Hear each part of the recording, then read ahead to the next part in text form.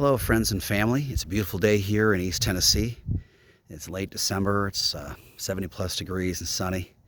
It's truly glorious, and I thought that'd be a good day, good time for me to share with you an update on the construction of our new home here in rural Tennessee. It's been a couple months since we did our last update, and I was sharing with a family member that I was just kind of embarrassed by the state of affairs here up until the time that we were able to move in, and which was about a month and a half ago. And we still had plenty to do, but it is truly coming together. It's not a sprint; it's more of a marathon. And I have a feeling that between the house and the barns and all that, the development, it'll take a long time, which is fine because I'm doing a lot myself and enjoying it. It's a bucket list item. With that being said, I'll give you a quick tour of what's going on. We'll start outside. We are standing in the kind of the back or top pasture here, and that's the house, and got some storage enclosed trailers, which are awesome, and this view of from our front porch. And you can actually see up here, up here, there's actually a mountain called Smith Mountain back there, and you get a seasonal view of the mountain. It's really pretty when there's not as many leaves. And obviously a lot of toys. You got the trappings of a tractor, some implements. I got a sawmill underneath that first blue sawmill I still have to put together underneath the blue tarp and things of that nature. I've got an ailing bike under that one, and then our home of 18 months. The irony is, if I would have known I was going to live in that camper for 18 months, I might not have done this. But I'm reminded that ignorance is bliss, and we wouldn't have had this experience if I had not taken the risk associated with living in a camper over a winter and such. But that being said, let's have a walkthrough. There's a lot of things that have to be completed, such as grading the entire property, but it's not required for the purposes of getting occupancy certificate. So I put that on hold, and there's other things we have to do first, which I'll share a little bit. But we'll go through the front door. You'll see things that are on the punch list to be completed, but I'm in the foyer right now. And as we walk through, you'll note, if being that your friends and family, you'll see some items here that we've had for years. So Sue did a great job in incorporating some of the old and some of the new, and really making this place feel like home. Before we go too far, we'll go ahead and look at the guest rooms and such. All the windows you're going to see in the bedrooms and great general windows will be 7-foot tall windows starting at 1 foot. And so they really do a good job of opening up the views. And that was one of the design objectives for this build, was to be able to get as much light as possible and be able to enjoy both the pasture in the front and then the overlook in the back. We have real quick, shouldn't shy over it, but we have a lot of paintings and prints that the kids had put together over the years. The artists that we have in our children, and it's super cool.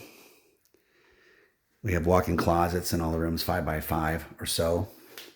Walk into a Jack and Jill bathroom between our 2 guest rooms. And what you're going to see is anything that is involving tile, floor, shower, we did ourselves, as well as all trim and all painting, all interior doors we hung ourselves and painted and what have you. And it was really, I'm not sure I want to do it again, but I did it. The Jack and Jill has an extra shower and toilet closet, so to speak, so some privacy there. The shower here is really nice, a little over 5 feet wide by about 3 feet. And these tiles here that you're going to see here and in the master are 2 by 4 feet. They weigh about 40 pounds a piece, and then with thin set on it, roughly 45. So I really bulked up. I'm super muscular. Just kidding. Anyway, so we'll walk through again. We're going to the other guest room. This guest room features some artwork from Hong Kong, and comes with another walk-in closet, really tall windows. This one has a view of this back portion, which includes a porch and eventually a large format brick paver patio. And some of you might recognize this. We got this from Moab.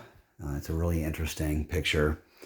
We're leaving here kind of an AV nook. So all the AV equipment for 7.1 system, all the security cameras and outdoor sound systems will be in that area. We're in the great room. The other thing that we did, as you'll see, we actually did a tongue groove ceiling. Sue and I did. It took about 2 weeks to actually install the tongue groove. It was harrowing at times. We also put that beam in. We actually made that. It's a 3-piece faux beam, and really interesting, really cool. Had neighbors' help, and valuable. Neighbors are priceless. We did not do the masonry on the fireplace, although I did quite a bit of the framing. But and we installed the mantle. But the masons here were just awesome, and what incredibly cost effective. And it's an art piece of art, really. Big windows, unfinished back door. We still have to finish that, but big 7-foot spans of windows.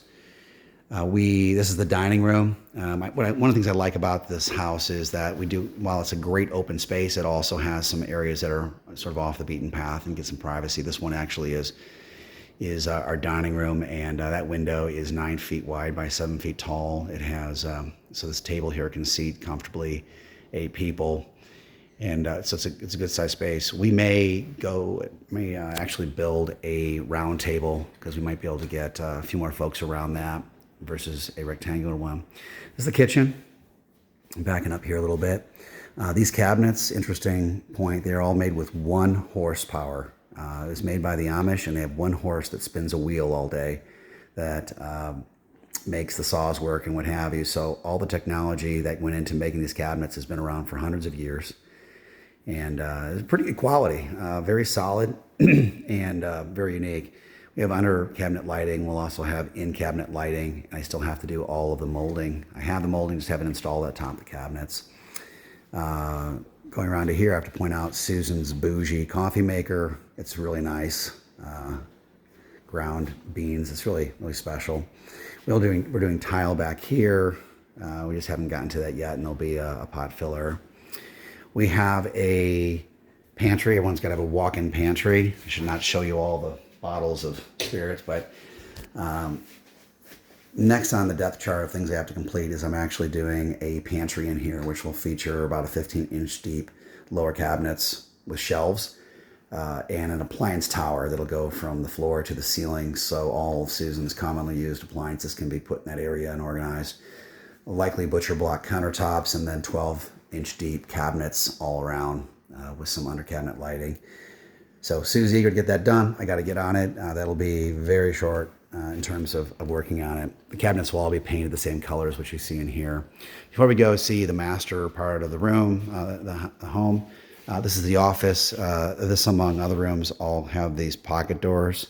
The design principle being as much light as possible. We place these doors here. We put pocket doors on them so that the light coming through here, which it's really pronounced in the evening, that could filter into the great room as well. As we go to the other side of the house, you'll see that we have obviously a powder room over here to the left. Nothing too spectacular, with the exception that Susan put one of our prints from Hong Kong in here. This actually is the governor's mansion that had been there, predated the Chinese taking over, but at least 100 years. And what you'll see there is the Bank of China, believe it or not. And right there is the HSBC, the bank that I worked for, stayed right about there is my office. And then Standard Chartered. So if you've ever heard of these banks, they're right there in Hong Kong. Really cool to have that here. This area is going to have what's called a hall tree, but essentially a built-in cabinet system with that you can hang your coats, you can sit on it, your shoes, and some overhead storage. I just put up these 2 coat hangers here because I need something fast, because that's probably the hall tree is probably 3rd or 4th in the depth chart. In the foyer, you see more. We're proud to have all the artwork from our kids. Let's see, I think we have something over here too. Yeah, some of those were done by our kids when they were very young. It was really cool. We'll bounce over to the laundry room. These cabinets are also custom, made by the same horsepower, and all the countertops are the same as well. Stacked the washer and dryer to maximize space. You'll see 2 clothing carts, but the truth is until I finish the master closet, which is on the depth chart as well, we have to have a place just to put our clothing that we commonly use. So we'll walk into the master closet, roughly 10 foot by 10 foot, 10 feet high, and larger than our old closet. And it will not look like this when we're done, hopefully. I'm looking forward to working on that and customizing it. Yes, of course, I could buy one, have someone design it, and have someone else make it. But at this moment, and has been the case for a long time, I wanted to actually experience it myself. This is the master bedroom. It also features the tongue roof ceiling with the beam. This window here is 9 feet by 7 feet, and we'll have eventually a television of sorts over there. The nice thing about this window and the placement of the bed is that in the evening, if it's not cloudy, you can actually see the stars through the window and actually through the trees, given there's not a lot of leaves out there. And in the morning, not that I'm in bed very often at that time, but if you have sunrise while you're still in bed, before the sun crests that mountain on the other side, you get some amazing views and incredible colors. So at this time of year, it's really quite interesting. And then in terms of rooms, the master, we have the water closet there with the toilet, and then soaker tub, and the master shower. And the master shower, again, there's a lot of work went into that with level entry and what have you. And then you have all of these really cool countertops and cabinets, and it was really interesting once it came together. It was quite the feat. What might be interesting is for you to see, I'll do a quick flash of the garage. It's about a 2.5 car garage, 750 square feet. It's really going to be a temporary workshop before I have the barn workshop built in the back corner. I'll show you where it's going to go. About 700 plus feet of storage space above, which is great for light items. And then we have an extra freezer and refrigerator, which is awesome. There you see actually a mini split. That was extra, but this entire garage is insulated as if it were the inside of the house, including the ceiling and the walls. And we upgraded for doors with more R value. This is going to be a workout facility, and it really is an extension of the house once I get all my workshop equipment out of there. As we go, I think it'd be worthwhile for you to see the back porch and visualize, if you will, what we plan to do. Today, it's a cutting station for some of the cabinetry I've been building. But with that being said, this is it. It's really pretty out here. This whole space you see with gravel was done for the construction of the house, but it goes out about 15 feet. And it's essentially compressed clay, compactable clay, plus what's called crush and run, and it's really hard. So it's actually a great surface with which to build a large paver brick patio.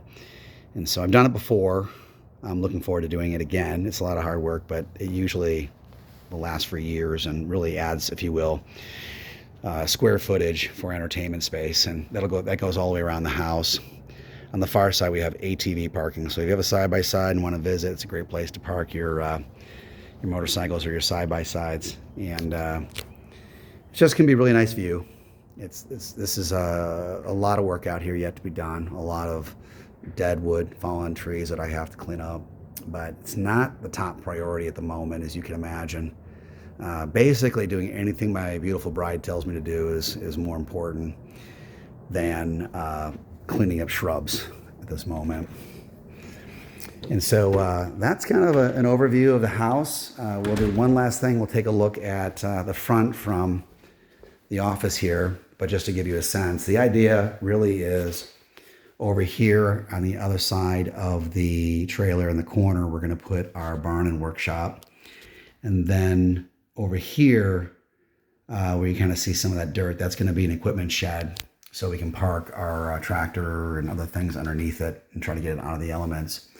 The far corner over there is going to be our garden for this coming year. Really got to get a garden going, and that'll be a lot of fun, a lot of work, but we'll have water out there and what have you. It's the growing season here is super long, so we're looking forward to making the most of it and having some fresh vegetables. Also on the docket next year is having sheep and put sheep at the bottom pasture. Maybe we'll show that to you in a coming video. But sheep and probably have to get a guardian dog, a livestock guardian dog, and probably some chickens, because you can't be out in the country without chickens, right? So we can do that, but having a livestock guardian dog is sort of a requisite of sort of managing any livestock out here, and having a shelter for the dog is required. So those again are things that we're going to be tackling in spring. But hopefully that's a good overview. If you have questions, you're welcome to either comment or send me a text or whatever, because again, I think most of you who are going to see this are friends and family. So until then, happy holidays, and looking forward to a great 2026.